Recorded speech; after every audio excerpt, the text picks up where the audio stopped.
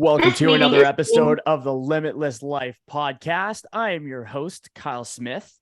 And if you have not done so, be sure to hit that subscribe button so that you never miss another podcast. And if you love this podcast and you want some more tips and tricks on how to improve yourself, go ahead and subscribe to my YouTube channel. There are a ton of instructional videos there. You can find the links down below. But for today, my friends, we have the one, the only, the clarity coach himself, Dave Robinson. What's going on, y'all? Absolutely stoked. Dude, me too. Love the energy. Super excited to be here. I like the intro as well.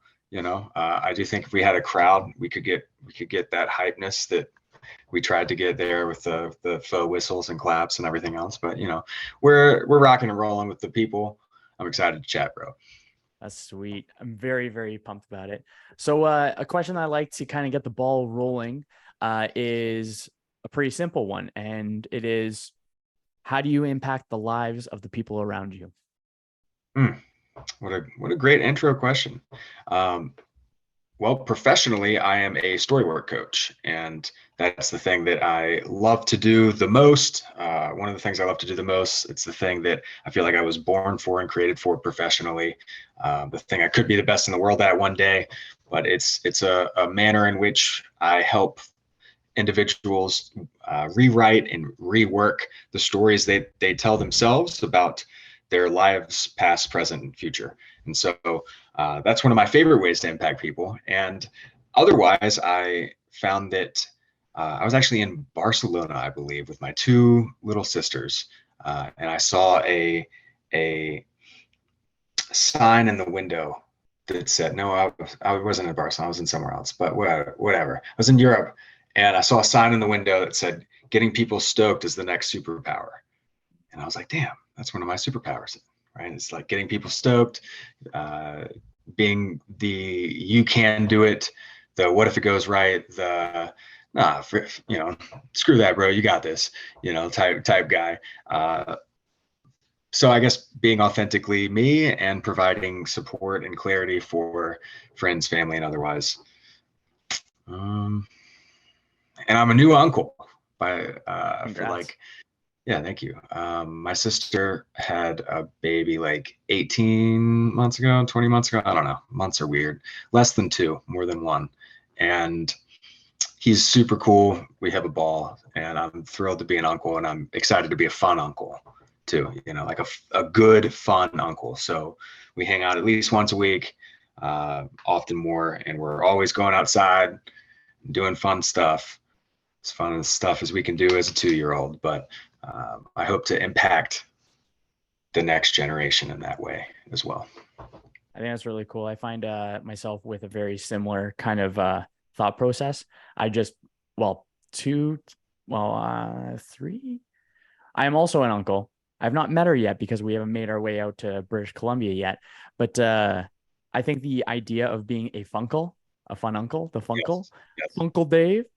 I think that the idea that you have where you get to have a positive impact and a positive contribution to the next generation, or you're being a leader for the next chunk of leaders, I suppose, that have the same clarity and know how to articulate their stories and their past and their present and their future. I think that is a shared excitement that I have with you as well. The idea of just this little molded mind with the knowledge we have now, our knowledge is going so much quicker that we're able to get the ball rolling faster. And I think and more effectively and more efficiently. I think that's really cool.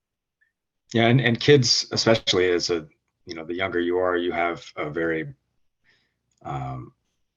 moldable and very a high amount of plasticity in the brain and in the mind. And it's very much, kids will follow what you do much more than what you say. And so by being outside, by putting my hands in the dirt and being in the garden, interacting with nature, by being active, by exercising, by walking, like by being just healthy, I can demonstrate that in a way that uh, a lot of kids or people might not be able to have, right? Because they're either not aware or they don't care or whatever. They don't know how important it is or whatever it may be, So I think there's a lot of different ways we can impact kids, stories, habits, health, um, how they spend their time.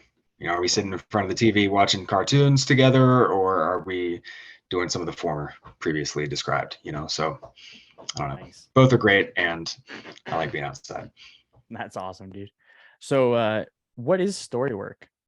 Because I'm sure that's a word that many people don't really have in day-to-day conversations. Mm-hmm. Well, it's not writing or like, being a better storyteller. Okay. It's not storytelling, right? It is, well, let's even back up a little further. A story is simply the tale we tell ourselves, in our head, or perceived meaning given to a certain event, right? So you have something that happens, X thing on X day, and it doesn't matter what the thing or the day is, right? It's just, from then on, how you perceive that thing, your role in the story, other people's role in the story, and the bigger the event, the bigger the story oftentimes. You know, stories become our belief systems, right? And stories are made up of sentences, which are made up of words. And the specific words we use, especially in patterns over time, there's patterns and types of words that create conflict internally and externally. And then there's patterns and type of words that build and architect the life and the reality that is happy and fulfilling and, impactful, right? And everything else that people would want. And so story work is working or manipulating for the better these stories that we are telling ourselves, and oftentimes that relates to things that were negatively impactful, shall we say, in our past. Sometimes it works with our current language, how we're talking to ourselves now, how our self-talk is, positive, negative, or otherwise. And sometimes it's related to the future, what we want to do, what we think we can do, what we think we can't do, what obstacles we think are in our way, and it's et cetera, et cetera. So Nice.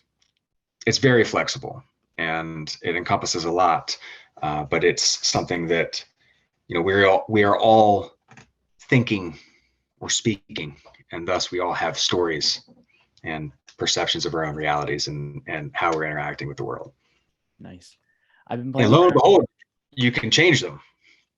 What? So Holy yeah. shit. That's sweet. Yeah. I've been playing around with a kind of mental construct I call storyboarding.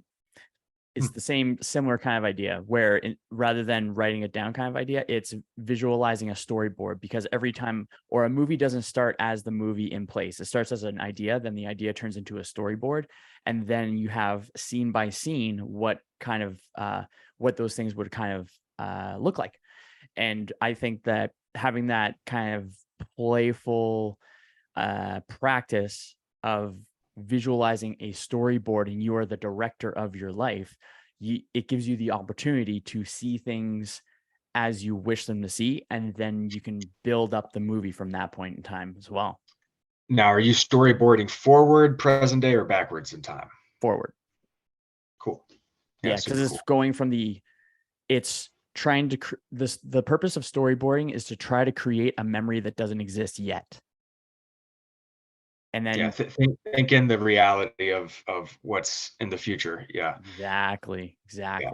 that's sweet. There's I really like that. Yeah, and especially the visualization aspect of that, and seeing it for the different scenes as you will steps or filling in the environment or B-roll of your own future.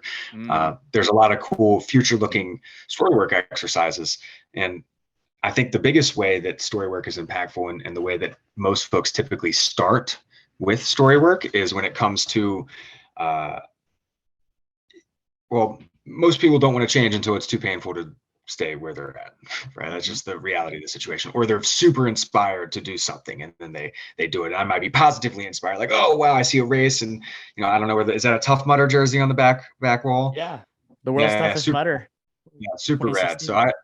I run Spartan races. I've done 50 plus of those and gone to OCR worlds, and that's a ball, and so the first time I saw that, I was like, oh wow, I want to do that. And so it wasn't that I wanted to change from pain, I wanted to change from excitement, and inspiration, right? But a lot of people do want to change and decide to address the thing that is either one, annoying them, two, has them feeling stuck, three, has them feeling hurt, or four, haunts them, right? And a lot of people come to me in the stuck with some stuff in the next two categories, in the hurt and haunted, that just either are way back in the past, or they're just not really willing to address with other people, and we can clear that, get that energy up, out, gone, right, through the story work process. And that allows people to turn a corner and start to talk to themselves better in the future, and start to believe some different, better, more positive things about themselves, which are more than likely very true. And then those storyboarding and future casting and visualizations and perfect days and manifesting, all those things can be painted with a tabula rosa, so to speak, that blank slate and that blank tablet, as opposed to having all the other stuff splattered all over the place, right? From the static and the old mess of the old stories that were old pictures that aren't serving people anymore. So you're going through and editing, you're creating a compendium of the accurate story. Yeah, and it's also taking it from something that's more like conceptual, right? So let's say let's think about a breakup, okay, right? A bad breakup, right? And somebody titles the story, when I left, and it was 10 years ago, and so this person's now 35, and they were 25 when it happened, right? And we've all had tough breakups, I imagine. Many of the listeners have, and things that might have taken you longer to get over than others. And there's some maybe you were the one that did it, maybe they were the one that did it, maybe it was mutual, maybe it doesn't matter, maybe you live together, maybe you have kids, maybe you didn't, whatever it is, right? Tough breakup. There's some pain there, there's some hurt there, and maybe because of that, because it was a painful experience, the mind, the evolutionary mind and the body likes to remember these painful experiences, and either one, alter behavior, or two, be very hyper focused and aware, so that doesn't happen again, or three, fall back into the same pattern. Maybe this is an inherited pattern. Maybe it's something we're playing out that we saw our parents do or our grandparents do, or television or something or another, right? But my point is that let's say there's this hurtful experience that happened in the past, and now today, 10 plus years later, it's still negatively affecting somebody, right? That the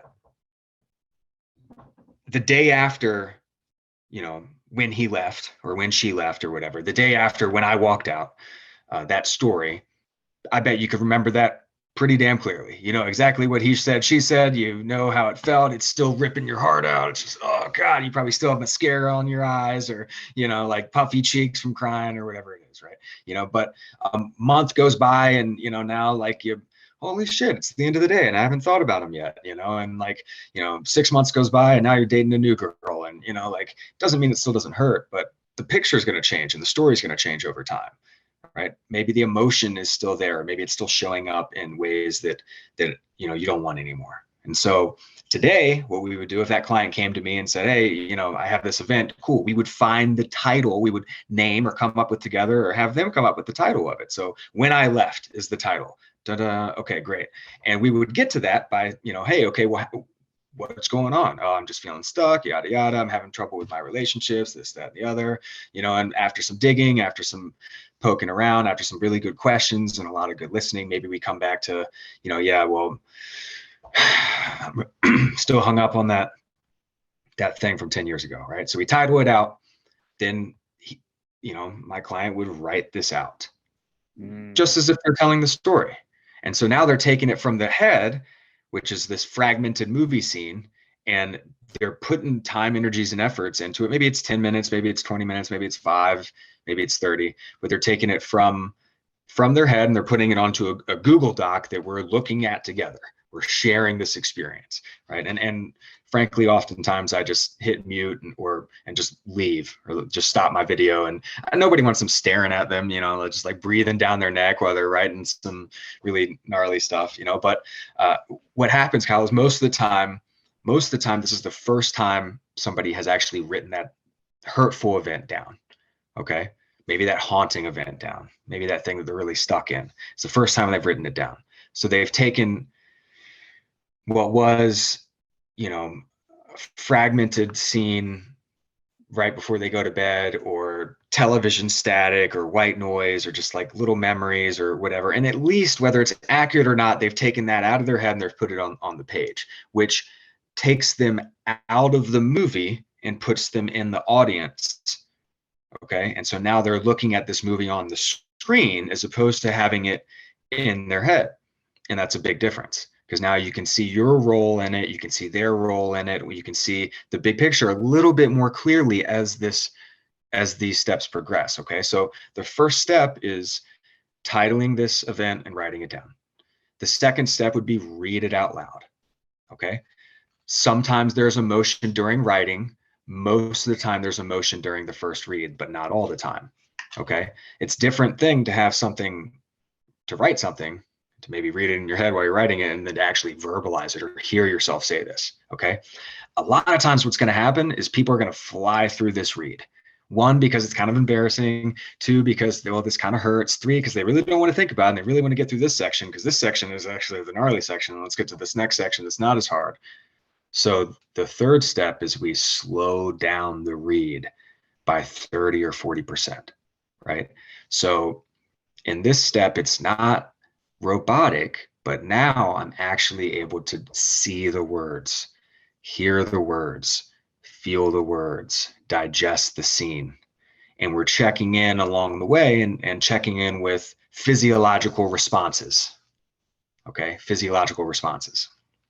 What I mean by that is how our bodies are responding to the things that we're saying, reading, hearing ourselves say, right? I could breathe like this for a minute and I'm going to get upregulated, right? I could say, I love myself for the next minute. I love myself. I love myself. No, that'll be nice and calm. Or I can say, I hate myself. I'm such a piece of shit, yada, yada, yada, right? And that's going to fire me up in a different way and it's not going to feel good. And they're all going to change the feelings in my body, right? So we're going to have these emotional releases along the way. We're going to feel some different things physiologically, internally. We're going to have different emotions come up.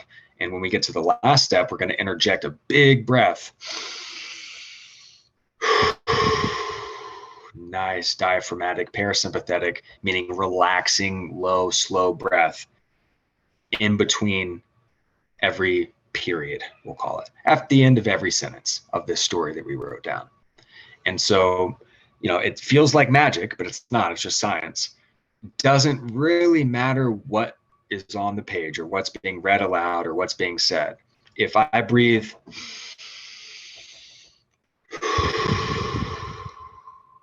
like that 40 times, because it's 40 sentences in this story, right? I'm going to be cool, calm, collected. I'm going to be parasympathetic, and it's going to be most likely the first time I've ever been cool, calm, collected, parasympathetic as it relates to this very hurtful or stressful thing. And having done the reps of going through it, of hearing it happen over and over, and then of downshifting along the way, now we're on the other side of it. We felt the anger, we felt the frustration, we felt the sadness, we felt the fear, we've grieved it. We've done this all in like 30 minutes, right? And now it's, and physically, we feel totally different, from high heart rate, stressed, fight or flight, when this first thing was in our head or first got on paper, to now totally calm and cool. And dude, it takes really tough things that people experience and turns the dial down on them significantly, so that that clarity and space can actually be there and that it can be effective. Dude, that's freaking sweet. Well, something that's funny in that moment, because I'm taking notes as well, because you're just dropping knowledge bombs. I actually forgot for a moment that I was doing a podcast interview. I thought I was just in a course and I was taking notes. And then you said, dude, and I was like, what? Oh yeah, shit. Like, Oh, oh, that's so right. fun. I forgot I was here. Yeah. Oh, that's so cool. So something I think that's kind of cool where because I'm just going to selfishly take the opportunity to just Do it. freaking grip as much out of your mind as I possibly can. There's two things that popped up that I think, well, okay, three. The first thing that I want to acknowledge from what you said that I thought was really cool is I think there was like a reframe or like a narrative shift where I believe that a majority of people would do this kind of practice and hear it where it there's the point of visualization or manifestation or a meditative practice. When you think it, ink it, put it from pen to paper and bring it from a 4D dimension to a 2D dimension. And then from there, we can take it into three.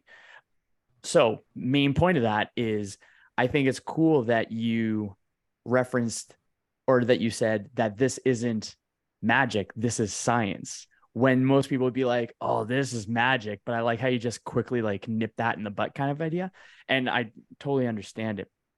And then the second part that I think that would be really cool is one that I think I myself would for sure think about. And actually it came up. So I was like, oh, I just felt that like that resistance to this thought. And it was, where do I start? Hmm. What do I start with a story? Is there a prime story that I can start with? Is there things, how do you address a story? How does someone find that story that they want to work? Yeah, that's such a great question. Some people know exactly what it is, right? And especially if you're going to pay, good money to a coach to help you work something, and then you might have an idea of the stuff that's really bothering you, right? And in the very beginning, I set a couple parameters. So I think the set and setting is really important, right? And anytime I work with a client, I share the following couple things. The first thing that I say is anytime we get anything written down in a session, it's a huge win. It's a huge win. And if somebody gets off this call or listens to this podcast and they have something that pops up in their head, and like you said, I think if you think it, ink it. I love that. If you think of something, write it down, right? And it doesn't have to be just a quick thought or whatever. You could take whatever is in your head and put it down on paper, right? So if we get something written down in a session together, it's a huge win. The second thing that I share with every single one of my clients in the very first session that I do with them. And I stole this from a colleague of mine, but I told him I would give him credit every time I did, and I have. And he said it was cool. So we share the same last name and we share the same profession. That's about it. But the way that I work with my clients is I'm always going to shoot you straight, and ain't nobody ever going to hear about it, period. Always going to shoot you straight. Ain't nobody ever going to hear about it, period. And I love that as well, because that just sets the container of like, oh, okay, we can open up. And I'm often very vulnerable and share things that happen in my life on calls. And it becomes a sharing of experiences so that people feel comfortable opening up and writing things down. So where would I start? If you have something that you know is bothering you, write that shit down. Just come up with a title or just start the story, right? If you don't, then where I often start with my clients is one of two other places. Okay, on every first call that I have, we'll talk a little bit, and just to get to know them a little bit, we'll fill out a couple questions. And my first two prompts, my favorite two prompts, are what areas of your life are you feeling the most confident about right now, and why? And what this does is it gets people writing about the good things, right? Because no matter where you're at in life, whether you're in a okay place or a really good place or a not so good place, you've got something that you feel confident in some capacity. And if you don't, great, then we know where to start. It's probably your self-talk. It's probably your confidence, probably your imposter syndrome. And if you can't find anything to write about, okay, but at least that gets the juices going. You can spend a couple minutes on that. The second question is, what areas of your life are you feeling the most stuck in right now, and why? Super simple, very open. I'm feeling most stuck right now in my professional work. I really don't like my job and it's really frustrating me because I know that I want to do something else, yada, yada, yada, yada, right? Whatever it may be. The third way that we can dive into something or figure something out. This might be something we could just do right now. Right, you and I can play this game, right? I'm down. Cool. This is called a should detox. A should detox. Okay. So, what's something that you might have said to yourself relatively recently?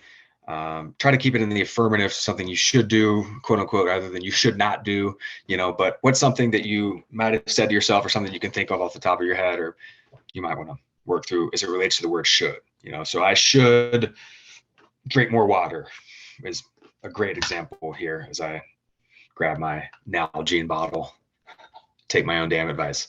Yeah, nice. Something I should, where I've been shoulding all over myself. It Yep. would be, I should be doing more, and it's more businessy, but I should be doing more outbound reach or cold DMs or cold direct messages, I suppose. Can we call it, I should be doing more marketing? Yes. Or I should be doing more sales? Which one would you prefer?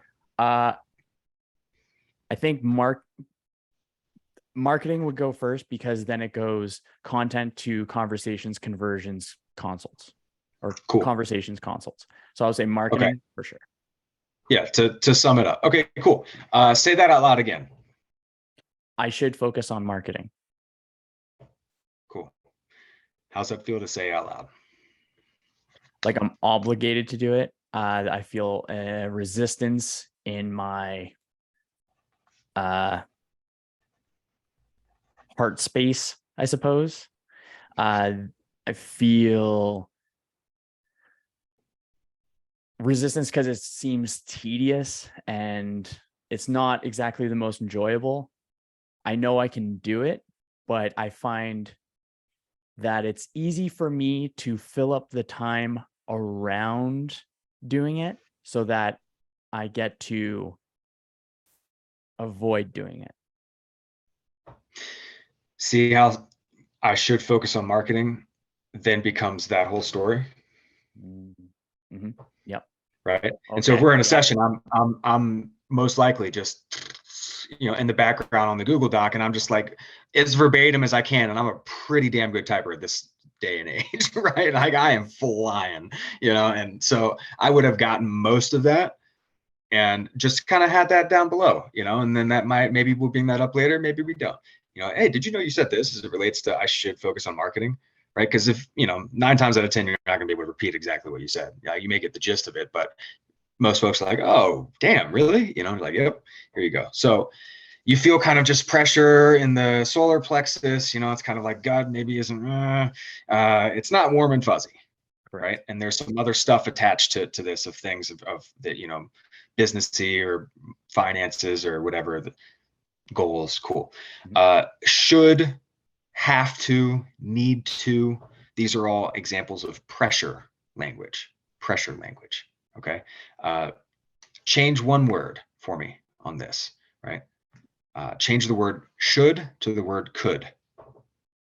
So instead of I should focus on marketing, instead of I should focus on more marketing, it becomes I could focus on more marketing. That feels a lot more like, well, it's kind of cool because I like to think that I'm pretty in tune with it, but it was kind of cool feeling like it's like that's the best way I can kind of describe it. And it's just like not like weight, but it's like it does feel like it's just more pleasant than should and could. It opens up an air of opportunity, I suppose, would be kind of the way to describe the solar plexus right now. Air of opportunity. I like to say it opens up the realm of possibility. Ooh. Right? Ooh. Yeah. And how many people, like, raise your hand at home, how many people do you love it when your boss tells you what to do? Just love it when your boss tells you what to do. Love it when your spouse tries to tell you what to do, or your parents try to tell you what to do, or love it when the government tries to tell you what to do, right? Dude, I don't even like it when I try to tell me what to do. half of me, when I was like, oh, I should drink more water, the other half of me was like, oh, you know what, fuck you, Dave, I'm gonna drink more coffee, and it's Yeah. like just to be a little rebel, and so we're eliminating the pressure, we're eliminating the authoritativeness of this thing, the finger pointingness of this thing internally with one word, and in fact with two letters. Take out an sh and put a c, right? And it's here we go, and it's a different feeling. Okay, so now take it from I could focus on more marketing to swap the could with a can. I can focus on more marketing. Yeah, that's a much more empowering sentence. Way better You vibes said on that one. you said that solidly. Sweet. You just said I can focus on more marketing. There was no I'm Ron Burgundy on the end of that, where you said that like you meant it. Like try it again. Say it again. I can focus on more marketing. I absolutely can focus on more marketing. I Reinforce it. absolutely. Yeah, totally cool. Mm. All right, so there was a study done in the 80s, Mhm. highlighted by Dr. Robert Cialdini, the book Influence, and the study was done in old Manhattan office, and it was peak big office, 500 plus people, 1,000 people, peak copy machine fax era, water cooler era, right? Less emails, more in-person stuff, and so what they did is they ran these experiments. They ran 3 sets of experiments, and they had people go from the back of the line to the front of the line in peak copy hour time. And they asked them, the first set, excuse me, can I cut in front of you to make some copies? And like 64% of the time, they got a yes. So roughly every 2 out of 3 times, they got a yes. Okay, great. Next set of experiments, back of the line, front of the line, peak copy machine time. And they said, excuse me, can I cut in front of you to make some copies because I'm late for this meeting, my boss really needs it, or because if I make these copies now, then I can get out and go to my daughter's kickball game. And they gave a reason, right? And they got a yes 96% of the time. Right? So instead of going from 2 out of 3 by just asking, shooting your shot, they went 3 out of 3 by giving a reason, right? The real kicker here is when they ran the set of experiments the third time and they said, excuse me, can I cut in front of you to make some copies because I need to make some copies? They still got a yes like 92% of the time. So realistically, listen, it doesn't even really matter what the reason is, but if you give yourself a really good reason and you write it down, you make it meaningful to you, then it hits home even harder. So I can focus on more marketing because I would be able to help positively contribute to the well-being of more people. hot damn. I can focus on more marketing because I will be able to positively contribute to helping more people. Absolutely. Big breath. Yeah, that's a good.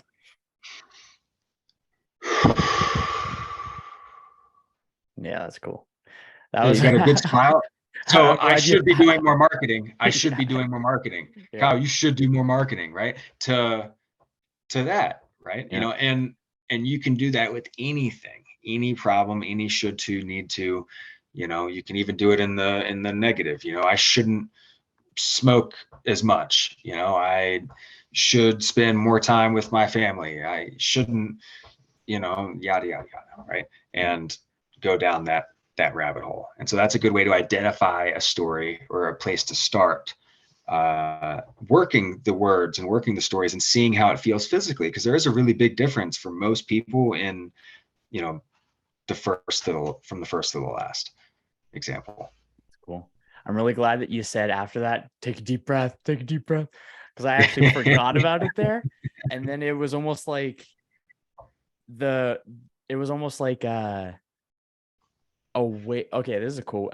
This is how I'm visualizing it, but it was like a wave, kind of like that Japanese picture where it has that wave coming. It was kind of like that wave of awesome. It was an awesome wave. And then it was like, and then that resistance kind of went down, and then it tried to push up against the wave. And then when you said take a breath, that's when I was like, oh, I had to, I almost went down a little sewer cycle there, almost. Almost. settles down in. It got you in there. Yeah, Gotcha. yeah. Yeah, you're like, come back, come back. That's so cool. Yeah, that's freaking badass, dude. So is it so then from there, ooh, does a story ever finish?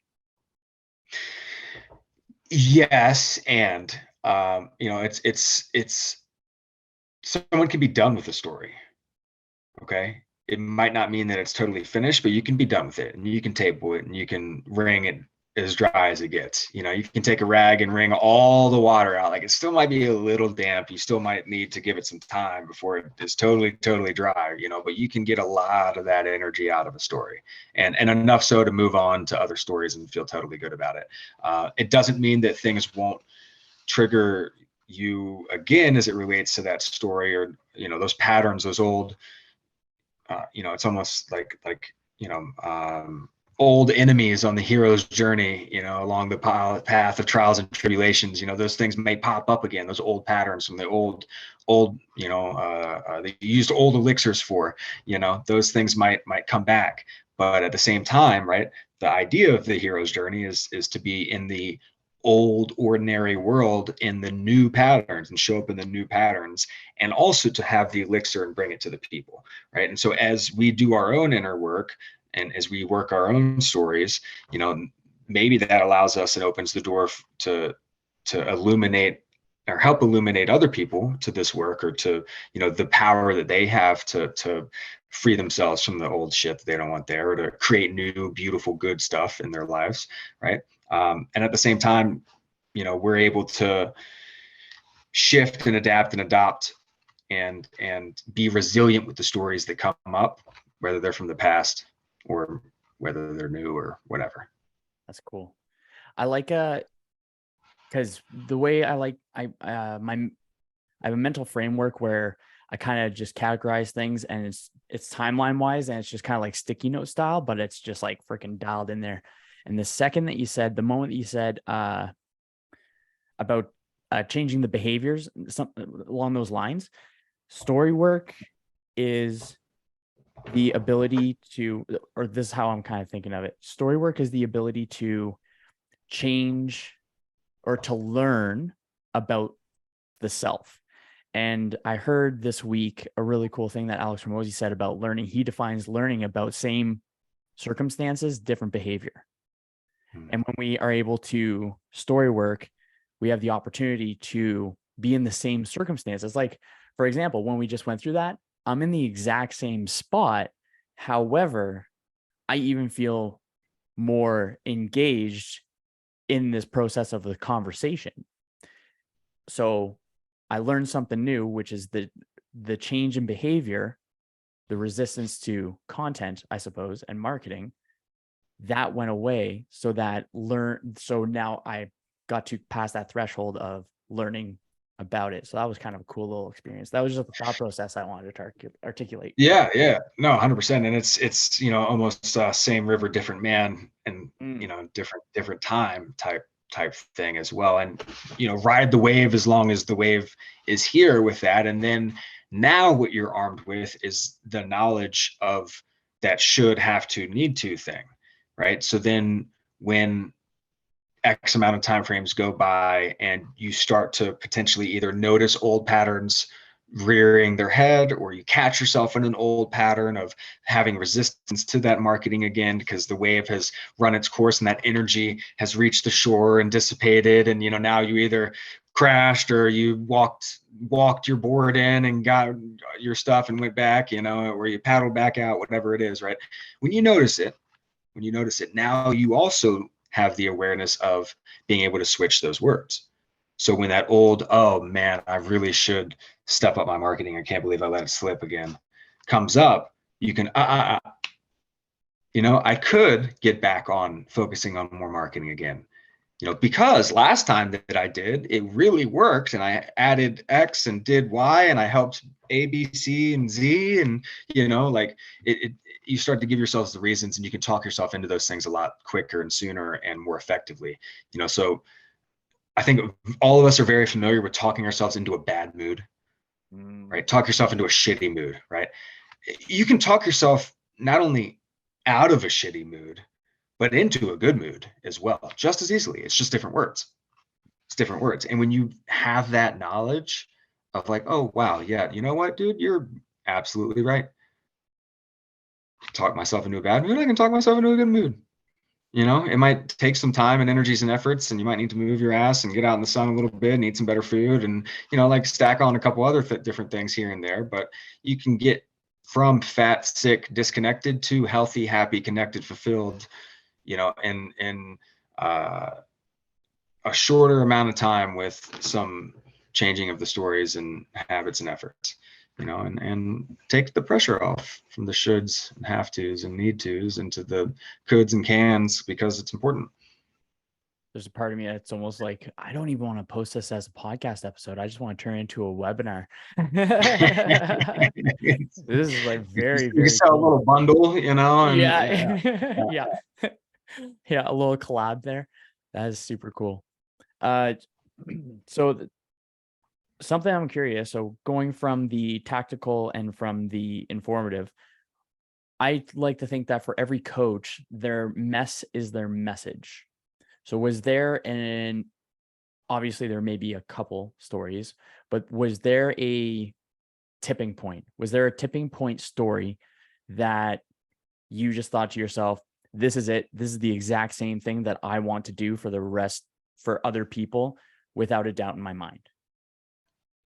as far as when I heard this, as far as when I heard story work, Yeah. yeah, Or a where you were at couple. before and then Yeah, what happened past that point. Yeah. Give or totally, 100%. So I'll give some context. So I from Richmond, Virginia, and I went to school like 2 hours west of here. And I went to school originally for business finance, and within the first like semester, I was like, I can't do this math, and so I decided to be a history teacher so I could coach soccer and have my summers off. And that's what my mom was a teacher, you know, and loved soccer, didn't want to work, you know, and got 4 years in, just about to graduate, and applying for master's degrees, and so I can get my master's in education. And I had this like, oh my God, I don't want to do this type moment. And, you know, so it was the first like shift in plans, real big, hard shift in plans. And I ended up, because I had gotten into powerlifting and strength and conditioning, I really nerded out on that, even though my major was history and political science.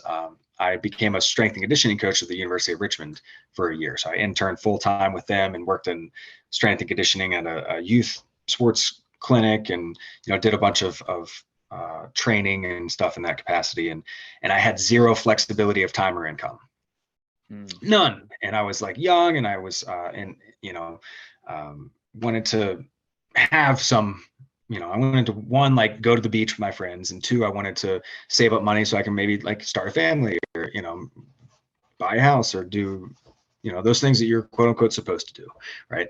So that you I'm should 23 do. years old, that I should do, exactly. I'm 23 years old or whatever. So I leave coaching for the first time, and I go into financial planning, and I get fully certified as a comprehensive financial planner, you know, get my securities license and Series 6 and 63 and 65, and I do this, wear a suit, and, you know, get a house in the fan, and start dating a girl, and, you know, get a dog, and like do all the shit I'm supposed to do, right? And should do again. And, you know, I'm just like really not happy, bro. Like I really tried really hard. I was grinding 7 a.m. to 7 p.m. You know, I'm working my ass off. I'm doing networking events. I'm meeting people. I'm making my 50 cold calls a day. I'm slowly building up the client book and the base to a, you know, a couple hundred, 150, 200 clients. And, you know, I'm doing a nice little thing, but I'm like living a B minus life. I got a B minus relationship. A lot of drama, a lot of stress, a lot of emotional stories, hers and hims, where we didn't have nearly the tools that I, you know, have now. And we were obviously a lot younger. Wasn't making the money I wanted to make, even though I was working my ass off. Had way too many happy hours at bars and networking events, and now I'm, you know, stopped going to the gym, and that was like, I was gonna be in the 1,000-pound club until I died, you know, and now I'm like not lifting anymore. I'm not playing soccer anymore, et cetera, et cetera. And, you know, so fast forward a couple years, and it's early 2017, I'm in my late 20s. And I was maybe 6 months out of finally breaking up with that girl that I was dating for 5 years and living with for 3. Knew it was bad for the last 2.5, and just still dealing with it.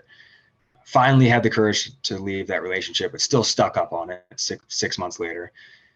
Desperate to leave my financial planning career and get back into coaching. I was going to coach health and fitness at the time, personal training at the time, and had decided to help a friend run an ultra marathon race for the first time, run a 50 miler. And the farthest I had run was 15 miles. We were going to do it for child cancer support, to honor his sister who had passed away, and a buddy I was working with, an organization I was volunteering for. And I was really scared, and I didn't think I could do it. And I ended up meeting this guy, Mark England, who you had on your podcast a couple shows ago. And he happens to be happens to be a Richmond, Virginian himself. We went to rival high schools. Fuck Midlow, on the record. Midlothian High School sucks. But all jokes aside, he was 10 years ahead of me, so it's all good. But we struck up a friendship. Going out and hanging out. Maybe it's 6 months into that friendship. We're having beers or something like that, eating Thai food, and I'm just telling him the stuff that's going on in my life. And he's like, man, would you be open to hopping on a call with me next week?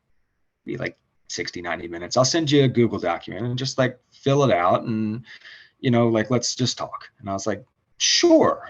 And I literally had no idea what to expect, and this is, I'm a personal trainer. I'm writing online programming. I'm doing fitness stuff, et cetera, et cetera. And I'm still a full-time financial planner. Right. And so I get on this call, and within 90 minutes, Kyle, I went from a 10 out of 10 dial on the emotional relationship thing to a 5, which is fucking huge. Mm-hmm. I went from I don't know how I'm going to leave this financial planning career to I'm going to leave this financial planning career, and I'm going to do it on November 15th of 2023 or of 2017 or whatever the year was, which was huge because now I had took this very amorphous, out here thing, and I put it down here and put it on paper, right? And it gave me time, energy, direction, and focus, and a deadline, which I needed. And I went from what if it goes wrong? What if everything goes wrong? To what if it goes right? And dude, what if you pull this off, this ultra marathon thing? What if you actually go from running 15 miles to 50? That would be fucking sweet. And what it would be, and it just shifted everything. Right. So that was my first introduction to story work in 90 minutes. I don't even know whether Mark was calling it story work at that point or not, or what, but it was me writing stuff down and taking it from in my head to on paper and working with somebody to ask some questions and get some feedback and to provide a little context and clarity. And it made it way better. Right.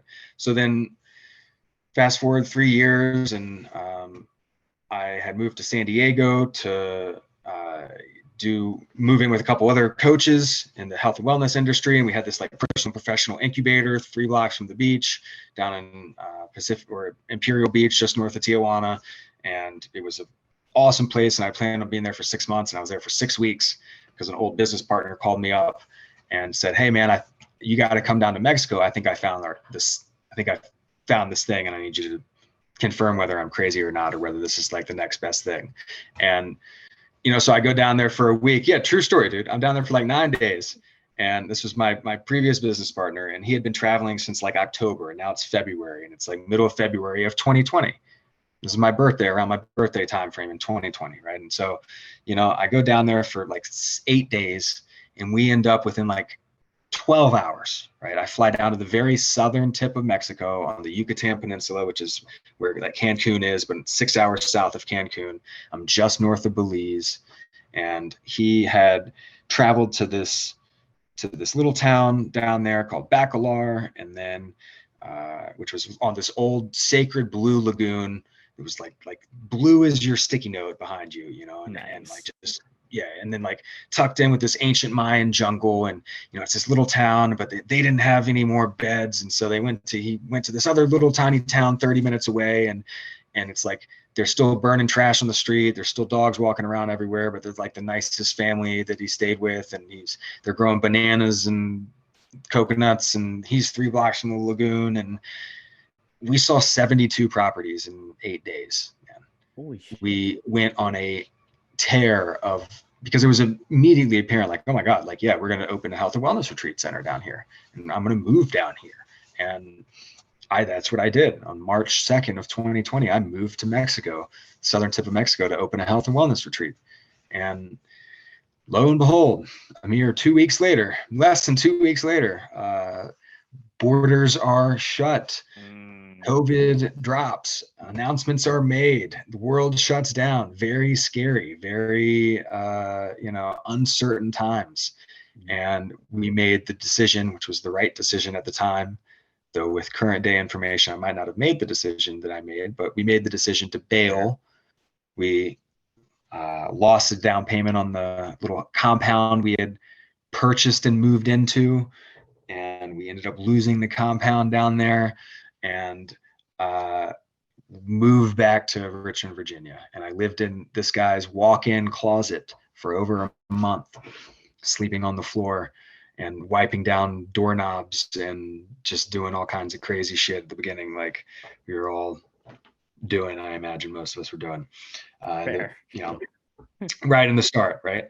Yeah. And I found myself, a couple months after that, really eating a humble pie, because his business was a dorm room removal business, which ended up dorm room furniture removal. So he had contracts with local colleges, and he'd go in the beginning of summer and take out furniture, and then the parents would rent them for their kids, and then he'd go at the end of summer, at the beginning of the school year, and move them in, and then he had a little bit over winter. And so I'm in a steel warehouse in downtown, swampy part of downtown Richmond, next to the river, in the middle of the summer. It's 98 degrees and 98% humidity, and I'm spraying and wiping down moldy refrigerators and burnt popcorn, blackened microwaves, and for $3 a fridge, and hating my life, bro. Hating my life, eating such a humble pie, and like knowing it too, right? Being totally aware of it.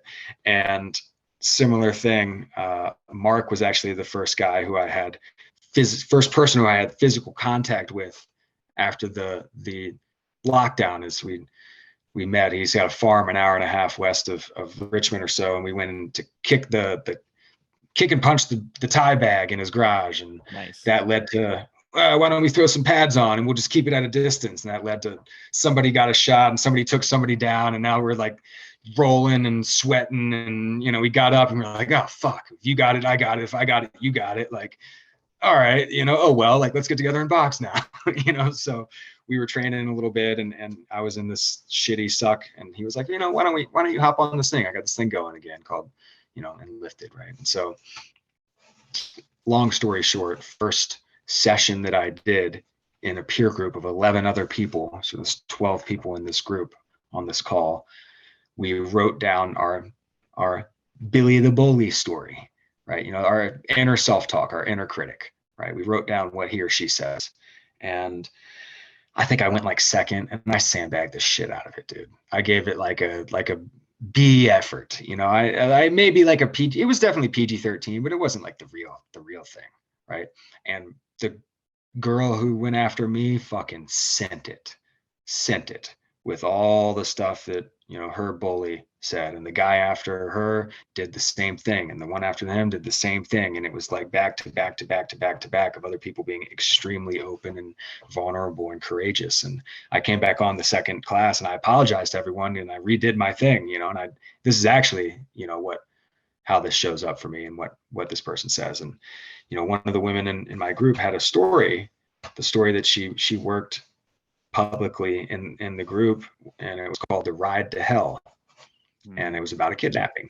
She was kidnapped, and it shook everybody, and had bothered her for however many years. And at the end of the course, Mark was like, all right, well, we're done, and congratulations. And everybody was great. And she was like, yo, I like, what do I do with this? I don't know what to do. And I committed, I was like, hey, I got you, let's do this, and I think I did 8 or 10 sessions with her after that. And my first 8 or 10 sessions were working the story of the ride to hell and seeing the transformation of that in her and in my colleagues, and in the 8 weeks or whatever we were together, and in myself and my own story and how I felt about myself and talked to myself, and my big bullshit things that I've experienced or whatever, which in the context of wasn't the kidnapping, and so like it was just, I was able to see things very differently and very clearly. And I made a commitment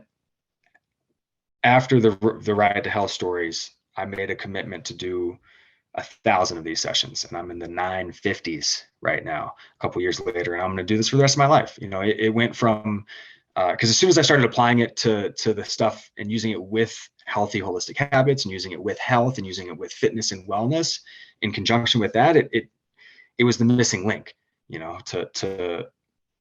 to improving and to having people stick on stuff. And then when I saw it applied to the deep and the dark stuff, the haunted stuff, it became an avenue to help really positively affect people's lives. My first, I would say 250 out of my first 300 sessions were in the addiction recovery community. And I work with a couple who started with one home, and now they've got 4 homes, 2 men's and 2 women's homes in Richmond. And it's all folks who are either out on bond or just got out of jail or just got, most of them don't want to be there or weren't there voluntarily. Some of them did make the decision, but it's often not, certainly ain't cannabis, and it's often not even alcohol. A lot of times it's heroin or crack or methamphetamine or something like that. And to be able to see it sometimes work and work really well, and sometimes not work, but sometimes there's resistance, but sometimes people take to it immediately, and there's folks who are still sober, large part because of this, and so it became super impactful very quickly. And I saw in many ways how applicable it is. And that's all in the current and backward stuff. And then I started using it looking forward and creating the life that I want. And now I'm living in that life that I wanted. And I'm rolling that forward again to the next iteration, 3 years, 5 years, 10 years. And it's just the best, man. If you can write a story down, you can work it and you can positively affect it. If you can write anything down, you can work that story. Nice. If you want to consider this one of those calls towards the 1,000, that's totally cool, man. I just may. I just may. I'll go back through at the end. Check. Yeah. Very cool. That's so crazy. I think it's beautiful that there is a communication, or actually this is the way that I kind of chatted with my girl. We had date nights on Wednesdays, and yesterday was crazy for our own story work in this context. It was just breakthrough after breakthrough after breakthrough. And something that was really interesting was, what did I say to her? It was, so I'm really mindful of when people talk, and before being introduced to what you do, what Mark does, everybody, what everyone for all Unlifted. Something that I'm very mindful of is the articulation of the it's easy to tell which words are not exactly in our best interest to use on a regular basis. Mm-hmm. And that part I was aware of. The breakdown and the working of the story work, that's a new kind of, I'll just put it as it's a new tool in my utility belt. Mm-hmm. So yesterday we were talking, and she said a should or a can't or something along those lines, or she said something and I just kind of caught her on it, and then she just rephrased it and she just adjusted it. And I do it often. If anyone does it, then I'm like, I know this is being nitpicky, but I think that there is great power in the words that we use. And how did I say it? I said it was language. It has a Twitter too, but language is the transmission of, How did it go? Where did it go? Language is the frequency transmission of intentions. Mm. And what I mean by that, where language is the frequency transmission of intentions, we can understand. I've watched people that speak different languages, and I've heard intention both in positive and negative, where they're going speaking to someone from a place of infatuation, or they're speaking to from a place of resentment and anger. That's why like you can hear people say like, oh, I can't speak the language, but I know that person's in shit, because we Yeah. understand the frequency, right? And language, the words that we use, is the transmission of that frequency. So the words that we use externally and internally, they're both very important, and we're going to have physiological response to that. So I just thought like that was just, there's just a whole like freaking, an Assassin's Creed reference just popped up, but there's like an apple of Eden, where it's there to control your mind, but we're putting it inwards, and we're just changing and molding the mind just to be more mindful of how we articulate the words we use for others and ourselves, and being mindful of the intention behind it, because the intention and the frequency, that's stuff that you can feel. That's why when you go into a room, you're like, I got some pretty shitty vibes about this, but then you can change the vibes with the words that you use, and it can bring calmness to a space. And so I don't know where I was going with that. I just thought it was kind of a cool share. It was just, everything's kind of popping together, and I think it's really neat, the power of something so seemingly small that we do on a day-to-day basis, but when we get to put the intention towards the seemingly mundane, then it's like we 2x the power output of that particular tool. So Oh, yeah. absolutely. I mean, like we're running. If you think about our bodies as the hardware, and our brains as the hardware, and words as the software, the programming, right? It's the program that we're running, right? A lot of our programs have viruses in them, shitty language patterns, shitty stories, unintentional or intentional dark magic, right? The definition of a spell, the Merriam-Webster's definition of a spell, is a word or collection of words of great influence. A word or collection of words of great influence. And we all took spelling as kids, the formation of words, like how you physically structure words is spelling. So when we speak, we're literally casting spells. We're using dark magic or light magic. We're using it intentionally or unintentionally, because there's no in between, very rarely in between, and so that intention is energy, that frequency is energy, right? And the frequency is the sound vibration, and the intention is the energy vibration behind it. And those things combined, we're doing it 24/7, 365. We're speaking, we're thinking. But most of us don't have any intention behind those things, or even awareness that we're doing it. So the first step is to even think about your thinking, right? You start doing that, then you're way ahead of most people, But then you can start, as you were doing with your partner, is we call it translating. Translating like you would English to French or Spanish to German, but instead of from different languages, it's translating. No, I can't do this to I can do this. No, you try that with a can. No, I can do that. And that's a simple example, but the words that create conflict, there's opposites. There's those words build and create love, and confidence, and then there's the opposites of those which drag us back down and shroud our clarity, and then the opposites of those which create more clarity and allow us to see again. And there's so much power in what we're saying and thinking, internally and externally. So crazy. Have you ever had a moment like this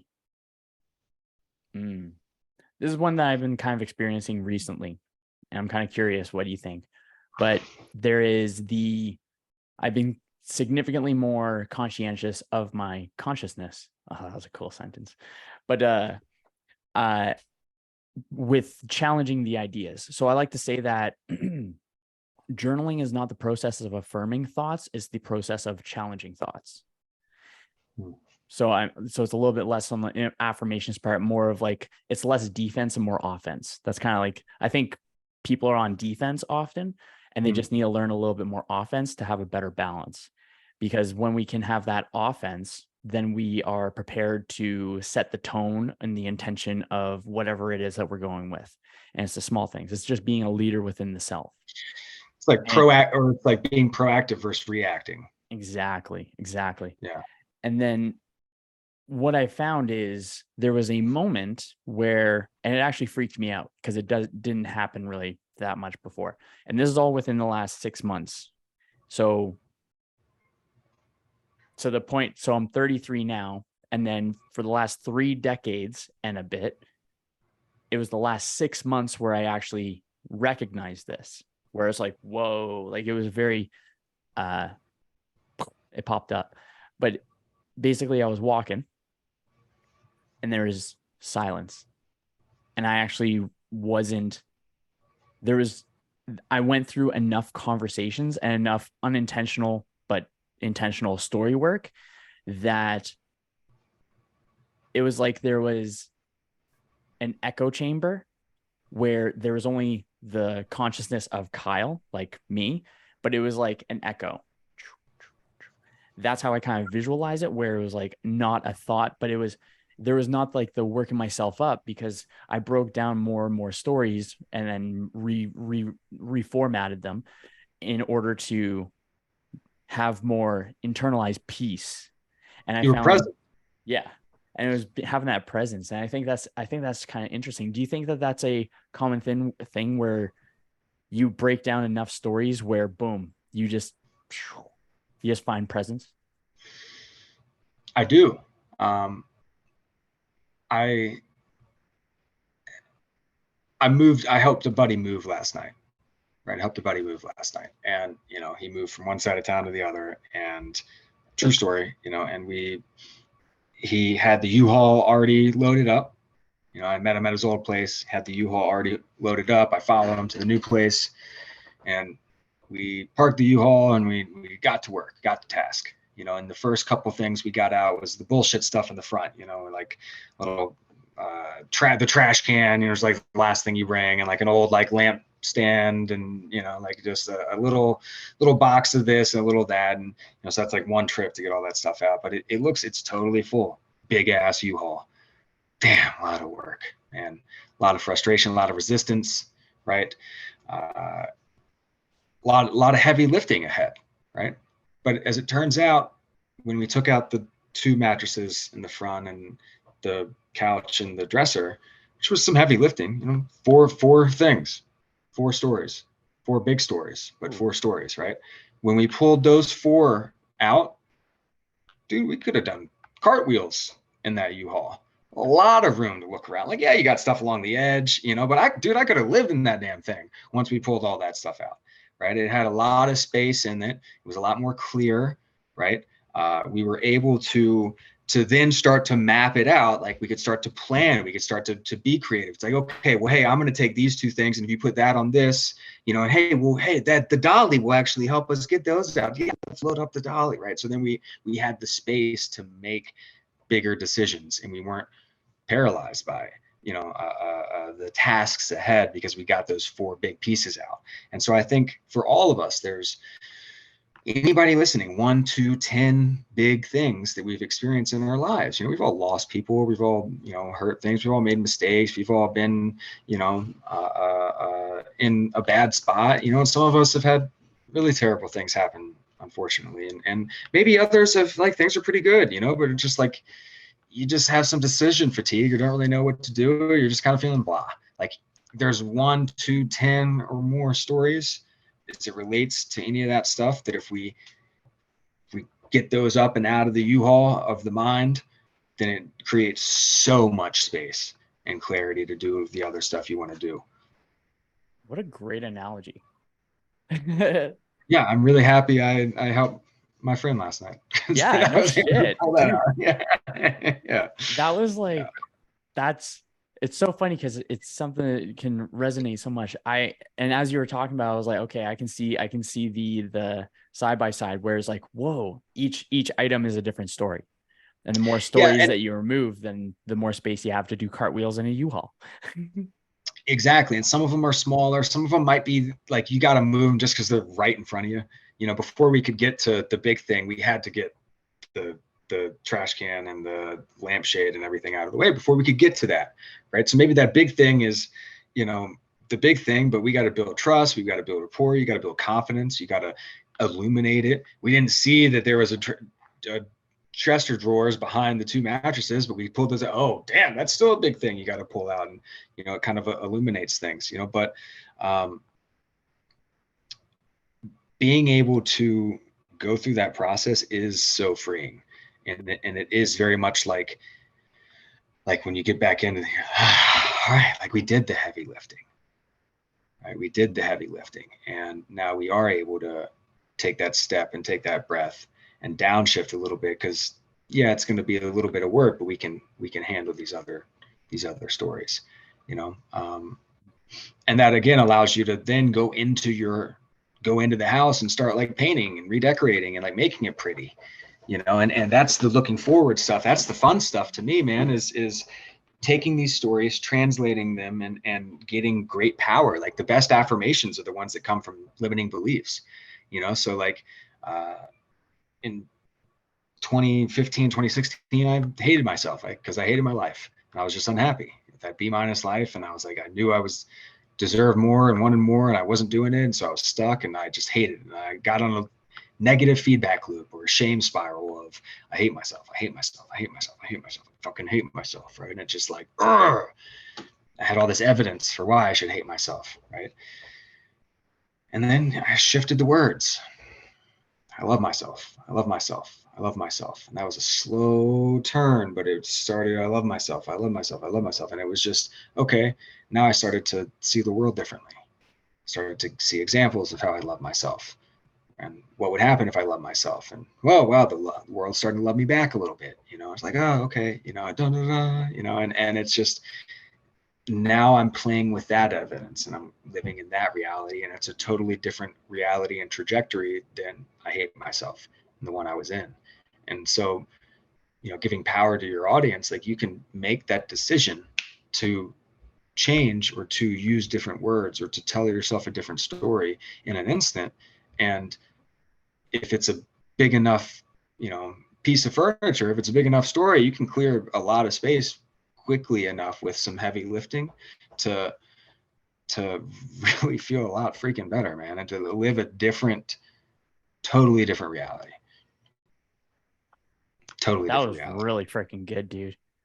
Thank you. Nice. It's actually funny. Earlier this morning, I heard there's a I'm working on my speaking, or public speaking is a skill set that, or a tool that I think is helpful.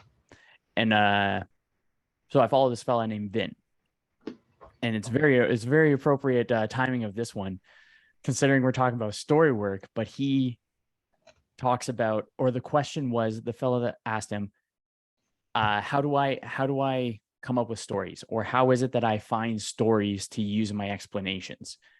And kind of exactly how you use the U-Haul, your personal experience, to, in my opinion, articulate a very complex thing to understand, but you just freaking, I'm going to steal it. I'm going to be completely Good. honest. I am going to steal it. And I'm for sure going to give you credit. And then I'll be Pass like, on. yeah. And then I'll be like, I'll actually send you the podcast that's in. You can listen to the whole thing. Make sure you like and subscribe. But then, but so he was talking about how everybody has stories. Everybody has a ton of stories, but they just have not stored it. And so his tip was, when you are in a moment where you're inspired and you put a story together that explains a fantastic point in a fantastic way, open up your notes app and then start a story bank. So it's a collection of all your stories that you can reference in the future in order to hit the same point, but to articulate it in a way. And if you don't have a story bank, dude, put that one in there, because that is gonna have dividends. That's gonna be a Thank you. dividend story for sure. Thank you. I'll keep that. And that's a great point too, is, I imagine in that story bank, like, yeah, you might be able to write out some details, but, uh, spring break 2019, right? Like that story, like it might just take that one title in your story bank to be like, oh yeah, I know what I'm talking about. Nobody else knows what I'm talking about, but I know what I'm talking about, right? And it's the same thing with these stories that affect us negatively, right? Just as much as you're building up a story bank of stories to tell, in terms of public speaking, it could be like, damn, like, top of the steps back when I was a kid, like I really need to work that story. I really could work that story, and then, okay, now that's in the story bank of stuff to write down and to dive into that could be helpful or whatever. So I love that idea of pulling things out and keeping a long-term track and record of that. I've actually got realistically the first book that I produce or write is going to be, I have a list of, I call it my quotes note, my notes quote or quotes note or whatever. I've had it since 2012. And anytime I see a good quote or somebody says some good shit, I put it in there, and I've got like 500 plus. It's just, you're scrolling and scrolling and scrolling and scrolling and scrolling and scrolling of good stuff, and stuff you've heard of, stuff you haven't heard of.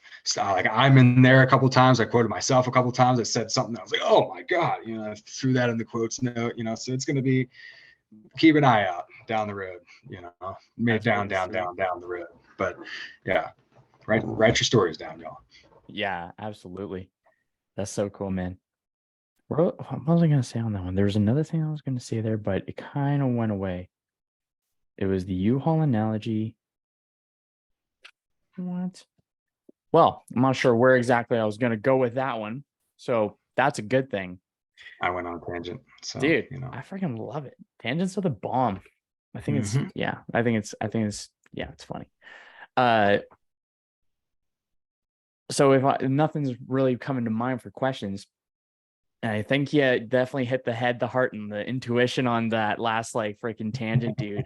Like the U-Haul analogy, that's what I'm calling it now, so that I can go back to it. That's my title. Perfect. That right there, and the last part where you just reaffirmed and I would say that's giving people permission, because I think people struggle with giving themselves permission. So I just pop that in there every once in a while. It's like, you have permission to change the story and your outlook of what you see and change the title, and then kind of go along all those lines. And I thought that was absolutely fantastic, dude. Like, you dropped some freaking fire knowledge bombs. And I'm very, very, I feel learned. Dude, I appreciate the platform and the ability to be able to do it, man. This is, I love podcasting. I started my first podcast in 2019 and co-hosted that for 65 plus shows, and have done some other stuff here and there. Been about a guest on a number of podcasts, but one of the things that I really appreciate about what you're doing in your show is I love general open questions and long form open discussions a lot, and this is very much within that style. So yeah, big props and kudos as well. Very much appreciated. Before I get to the final two questions, is there anything that has to be said that hasn't been said? I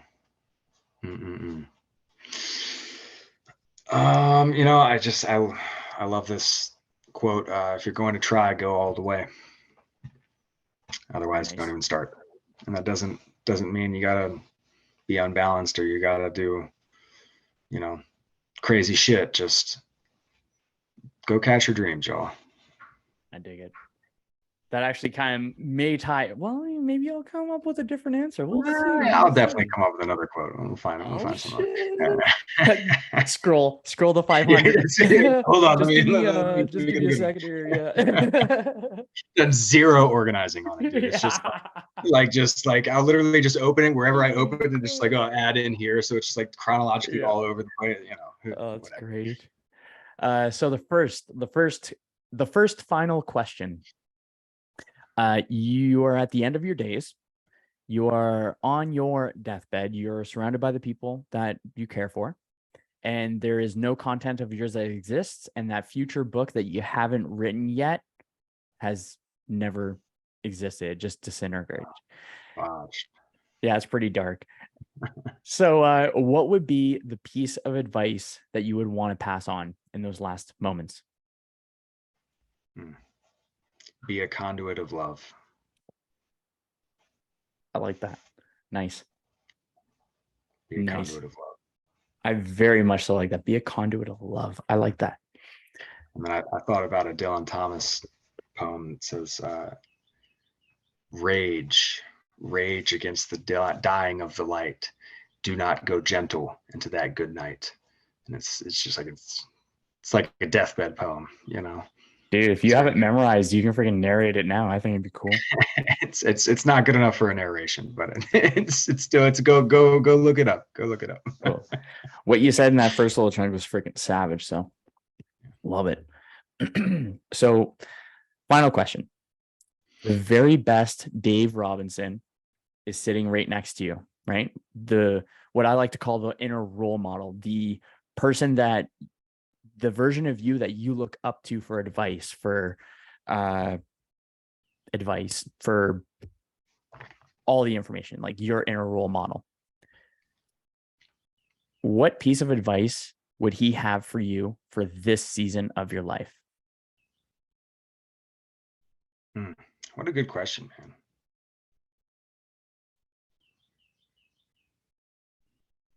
You know what to do.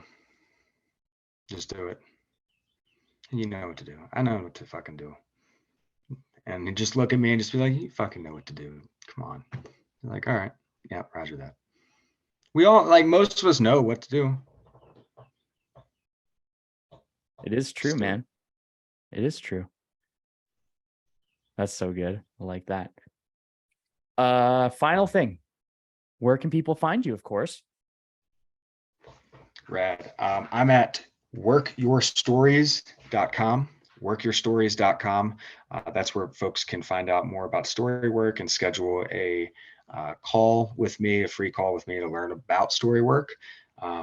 If you're interested in experiencing story work in person, I actually have a retreat story work immersion company called, we're at bestretreatsever.com, which we couldn't believe. It was one of those we couldn't believe was available. It's like, what if we name this thing Best Retreats Ever? What if we get bestretreatsever.com? And it's like, no way it's available, but it was available.